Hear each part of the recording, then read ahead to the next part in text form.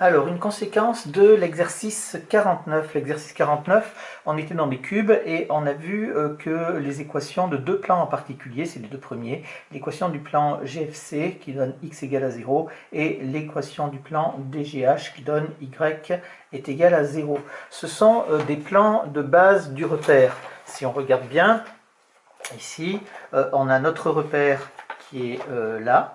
Et on a le plan, le premier, c'est-à-dire le plan GFC. Le plan GFC, c'est la face arrière, c'est-à-dire ça correspond au plan du tableau dans une classe.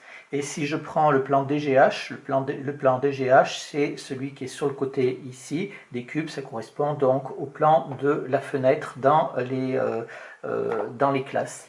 Donc ici, ce sont les plans de base du repère qui sont fabriqués avec deux vecteurs du repère du plan. Et j'ai résumé ici la situation comme ceci.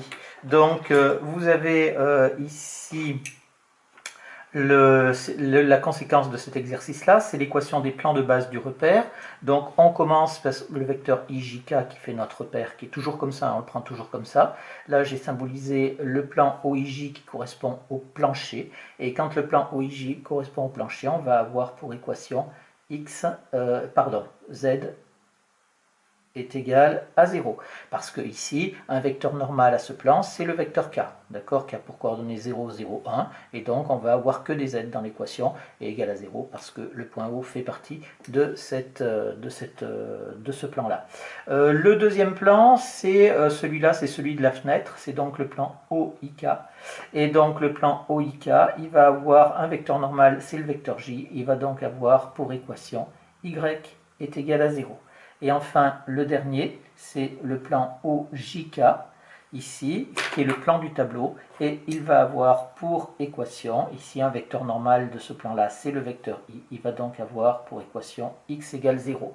Vous remarquez qu'il y a une inversion, c'est-à-dire que dans le plan, l'écriture du plan, on a I et J qui sont les deux vecteurs de base du plan, et en fait, on ne retrouve pas ni x ni y dans l'équation. Pareil, ici on a I et k, et on ne retrouve ni x ni z, on ne retrouve que y, et ainsi de suite. On a un petit peu le même phénomène qu'on avait dans le plan avec les équations des axes. Donc ça ressemble beaucoup. Ça, c'est quelque chose de très important. Il faut impérativement le savoir. On comprend bien après que si on veut des plans parallèles par exemple au plancher, eh bien on va avoir z égale 1 quand on va être au premier étage, z égale 2, z égale 3, z égale moins 1, z égale moins 2, etc. Donc remarque, on comprend que les plans parallèles vont avoir des équations similaires.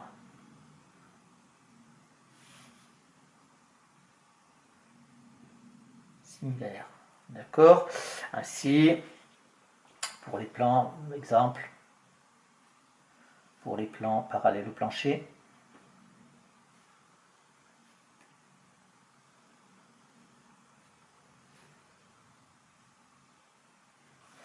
deux points, ils auront pour équation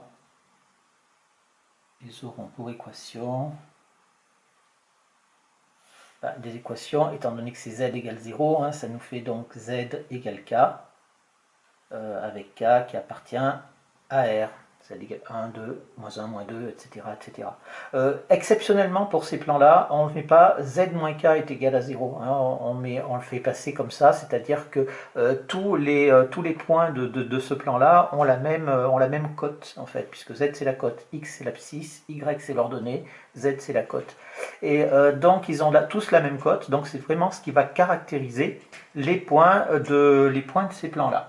Donc voilà pour cette conséquence de l'exercice qui était quand même très intéressante et qu'il faut toujours avoir à l'esprit. Ça nous sort d'embarras des fois dans certains exercices. On arrive au petit c. Petit c, rayonnement de l'espace. Rayonnement de l'espace. Alors ça, c'est quelque chose qui est le prolongement du rayonnement du plan. Comme je ne sais pas si vous avez vu le rayonnement du plan, je vais vous faire un petit rappel ici. Rappel de géométrie plane, de géométrie dans le plan.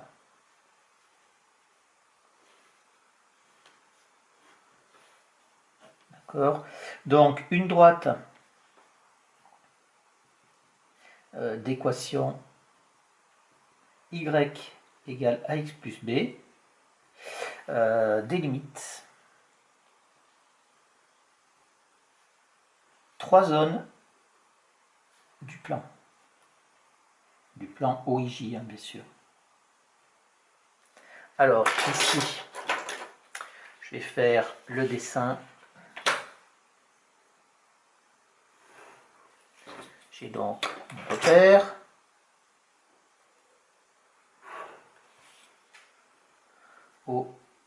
Ici, j'ai le vecteur I. Et là, j'ai le vecteur J. Je vais avoir une droite ici. D d'équation ici, y est égal à ax plus b. Et bien, ici, je vais avoir, donc, combien de zones? J'ai 3 zones, je vais avoir ici un demi-plan. Et ici, je vais avoir un autre demi-plan là.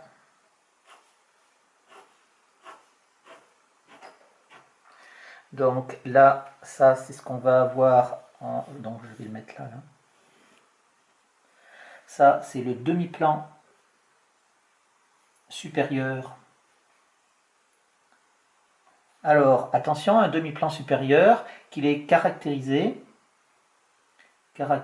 par une inéquation. Par l'inéquation y est supérieur à ax plus b. On a là, ici, c'est la frontière, c'est la droite, c'est-à-dire la frontière entre les deux plans, entre les deux demi-plans, la frontière entre les deux demi-plans. Donc ça, c'est la droite d'équation y égale à x plus b, c'est fait. Et ça, c'est le demi-plan inférieur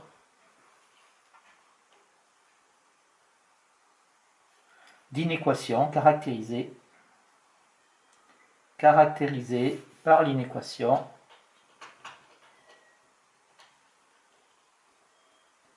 y est inférieur à ax plus b. Voilà, ça c'était la géométrie dans le plan. Des fois on en parle en secondes, mais souvent on n'a pas le temps d'en parler. Donc je vous fais un petit rappel. Attention, ça ne marche qu'avec l'équation réduite de la droite.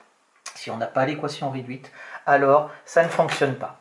Donc qu'est-ce qu'on va faire maintenant? Eh bien, on va avoir quelque chose de similaire dans l'espace. C'est-à-dire qu'on va avoir notre espace tout entier et on va avoir un plan au milieu. Et qu'est-ce qu'on va avoir? Un plan va séparer l'espace en deux demi-espaces.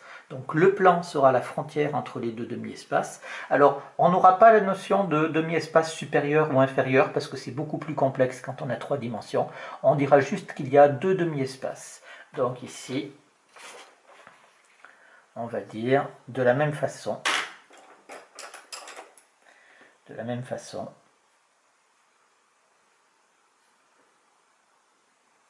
un plan de l'espace, sépare l'espace en 3 régions de points, le plan lui-même, et 2 demi-espaces.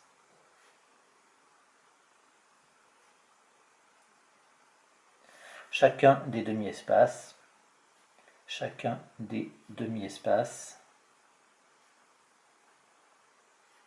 est caractérisé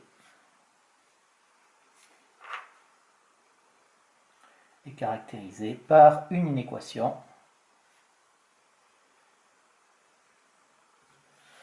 donc ax plus by plus cz plus d supérieur à 0, ou alors ax plus by plus cz plus d est inférieur à 0. Et on ne parle pas de demi-espace supérieur ou de demi-espace inférieur. Et le plan lui-même, il a pour équation ax plus by plus cz plus d égale à 0.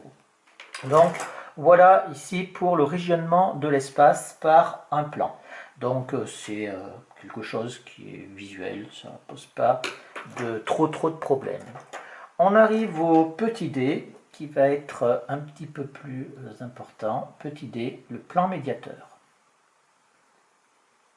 Plan médiateur d'un segment.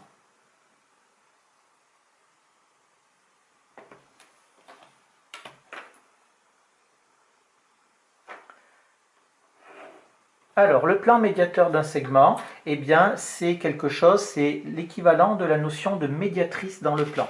Quand on parle de la médiatrice d'un segment, eh ben, il n'y a pas de problème. On dit que c'est la droite, je vais faire un petit dessin, la médiatrice d'un segment, c'est la droite qui passe, j'ai donc un segment ici AB, et donc c'est la droite qui passe par le milieu de AB et qui est perpendiculaire à AB. D'accord, on a le milieu I ici et il y a un angle droit. Bien entendu, si maintenant je prends A et B qui sont deux points de l'espace, alors cette droite-là, eh bien qu'est-ce que je peux faire? Je peux lui donner une épaisseur, c'est-à-dire que je vais prendre ici toute la règle qui est là. Vous voyez bien que ici c'est exactement la même chose et je vais avoir donc ma notion de plan médiateur, c'est-à-dire que ça va être l'ensemble des points qui sont équidistants aux points A et B. D'accord? Voilà, c'est ça l'extension de cette notion. Donc, bien entendu, comme on a deux définitions de la médiatrice dans le plan, on va avoir également deux définitions du plan médiateur dans l'espace. Donc, on y va. Définition. Définition. Je vais prendre donc soit A et B, deux points distincts de l'espace, soit je vais dire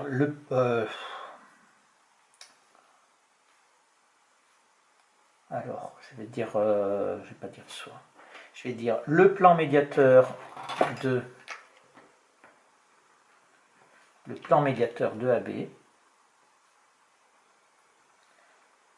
plan médiateur de AB, du segment AB, et alors première définition, le plan qui a pour vecteur normal le vecteur AB et qui passe par le milieu I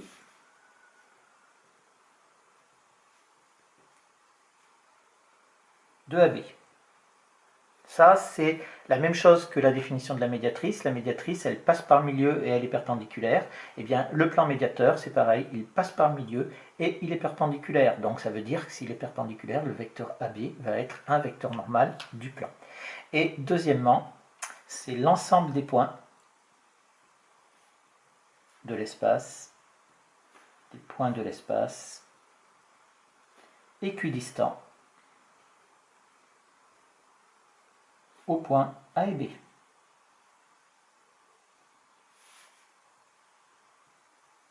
Voilà les deux définitions du plan médiateur. Donc ça, c'est quelque chose d'important.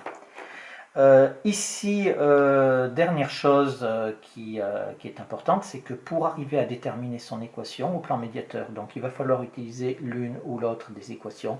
Ça sera beaucoup plus facile, vous le comprenez bien, avec la première définition. Pourquoi? Parce qu'on vous donne le vecteur normal et c'est comme ça qu'on sait déterminer les équations d'un plan. Donc voilà, donc il va toujours falloir passer par là. Remarque, pour déterminer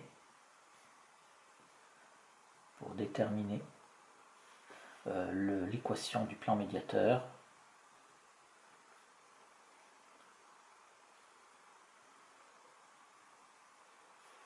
on passera de préférence, et au niveau de la terminale c'est pratiquement tout le temps, de préférence par la première définition. Première définition qui donne un vecteur normal.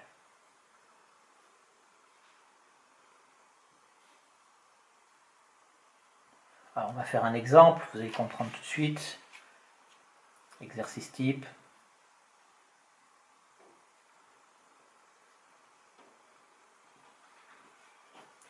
soit, alors je vais prendre A qui va avoir pour coordonnées, je ne vais pas prendre quelque chose de bien compliqué, 2, 3, moins 1, et B qui a pour coordonnées 4, 4 moins 6 et 3. Déterminer l'équation du plan médiateur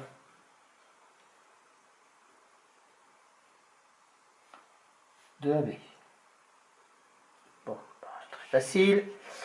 On va dire que le vecteur AB qui a pour coordonnées, alors 4 moins 2, ça fait 2, moins 6 moins 3, ça fait moins 9, et 3 moins moins 1, ça fait 4, est un vecteur directeur, est un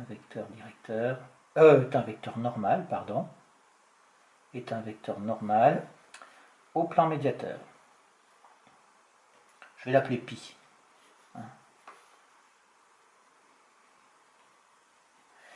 Un vecteur normal au plan pi. Donc, si j'ai un vecteur normal ici, je peux donc arriver à déterminer son équation. Donc, pi a pour équation. Alors, j'ai donc dit 2x moins 9y plus 4z plus d est égal à 0. Maintenant, je vais dire que I milieu de AB a pour coordonnées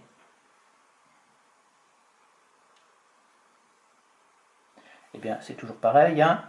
On fait donc xa plus xb sur 2, ça fait 4 plus 2, 6 divisé par 2, ça nous fait 3. Pour y, ça nous fait moins 6 plus 3, ça nous fait moins 3, ça nous fait donc moins 3 demi. Et 3 moins 1, ça nous fait 2, divisé par 2, ça nous fait 1. Et je vais donc dire que I appartient au plan pi, ça c'est équivalent à dire que 2x. Alors ça nous fait 2 fois 3, moins 9 fois moins 3 demi, plus 4 fois 1, plus d, est égal à 0, ce qui est équivalent à dire, donc 2 fois 3 ça fait 6, 6 plus 4 ça fait 10, ça nous fait donc 10 moins plus 27 demi, plus d est égal à 0, ce qui nous fait, donc ça nous fait 20 demi, ça nous fait 47 demi, ça nous fait d égale moins 47 demi. J'espère que je ne me suis pas trompé dans les calculs. Conclusion, le plan pi a pour équation, eh bien j'ai donc 2x moins 9y plus 4z plus moins pardon 47 demi est égal à 0. Voilà comment est-ce qu'on trouve l'équation du plan médiateur sans aucune difficulté ici. Et il nous reste un dernier point à voir que l'on va mettre et que l'on démontrera ultérieurement dans les exercices, éventuellement si on le rencontre. Donc c'est petit e, distance d'un point à un plan. Distance d'un point à un plan. Alors, la distance d'un point à un plan, on va juste donner le résultat et on va l'admettre provisoirement, on verra ça en exercice. Donc, la distance du point A de coordonnées xa, ya, za à un plan P d'équation ax plus by plus cz plus d égale 0. Et alors, il n'y a pas de notation, particulière sur cette distance-là. Donc, je vais donner directement le résultat. Alors, ça va nous faire ici. On prend ici AXA plus BXB plus BXA pardon, plus CZA plus D. Ici, donc, on l'applique sur le point A. Je le mets en valeur absolue ici et je divise par racine carrée de A au carré plus B au carré plus C au carré. Donc, je retrouve ici les coordonnées du vecteur normal. Et là, je prends donc mon équation du plan et je remplace x, y et z par les coordonnées du point A. Voilà comment est-ce qu'on va calculer la distance donc d'un point à un plan. Plus spécialement, parce que ça sera utile, j'y reviendrai dans les exercices, mais en gros, si vous prenez un point A ici, vous prenez donc le projeté orthogonal, c'est la distance d'un point, je vais le marquer quand même en remarque, c'est la distance du point, c'est la distance du point à son projeté orthogonal. À son projeté orthogonal. Son projeté orthogonal sur le plan P. Voilà donc ici un petit peu tout ça. On a donc tous les renseignements sur les plans et maintenant il nous reste des exercices à faire et on basculera après sur les intersections de plans pour aller sur les droites, puisque vous savez que l'intersection de deux plans est une droite. Donc voilà, fini pour les plans.